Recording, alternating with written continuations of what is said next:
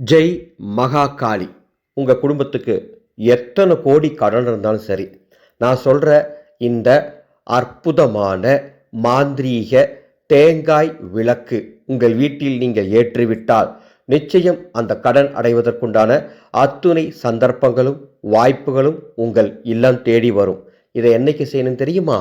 பௌர்ணமி நாளில் இரவு 10 மணிக்கு மேலே 12 மணிக்குள்ள இதை செய்ய வேண்டும். பௌர்ணமி நாளில் சுத்தபத்தமாக இருக்கணும். அசைவ உணவு கண்டிப்பாக எடுத்துருக்கக்கூடாது.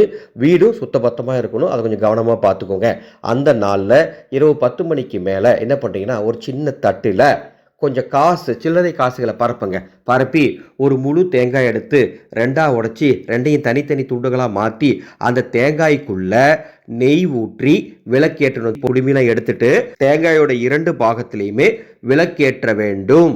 நெய் ஊற்றி திரி போட்டு விளக்கு ஏற்றி அந்த விளக்கு வடக்கு திசை நோக்கி எரியிற மாதிரி ஏற்றி அதை உங்க வீட்டில் பூஜை அறையில் வச்சிருங்க. கரெக்டாக 11 நிமிடம் அந்த தீபம் எரிஞ்சா போதும். 11 நிமிஷம் கழிச்சு அந்த தீபத்தை குளிர வைக்கிறதுக்கு முன்பாக அந்த தீபத்துக்கு முன்னால நின்று ஓம் மகாலட்சுமியே வசி வசின்னு 11 முறை சொல்லிட்டு தீபத்தை குளிர வச்சிருங்க. மறுநாள் காலையில் அந்த தேங்காய் எடுத்து நீங்கள் சமையலுக்கு பயன்படுத்திக்கலாம். இதை வாய்ப்பு கிடைக்கும் போலாம் செஞ்சுட்டு வாங்க. அம்மாவோட அருளால் உங்களுக்கு பணம் சேரும். இந்த பரிகாரத்தை உங்களுக்கு தெரிஞ்ச அத்தனை பேருக்கு பகிர்ந்துக்கோங்க. மாந்திரிகம் ரொம்ப புனிதமான கலை. இந்த மாந்திரிக கலையை வீட்டில் இருந்தபடியே கற்றுக்கொள்ள விரும்பினாலோ அல்லது உங்கள் குடும்பத்தில் கூடிய பிரச்சனைகளுக்கு அதர்வண வேத பரிகாரங்கள் வீட்டில் இருந்தபடியே தெரிந்து கொள்ள விரும்பினாலோ மேலே உள்ள வாட்ஸ்அப் எண்ணுக்கு தொடர்பு கொள்ளுங்கள். உச்சிஷ்ட மகாகாளி வாக்குமுறையில் பார்த்து அதர்வண வேத பரிகாரம் சொல்லப்படும். மாக்காளியே நமக.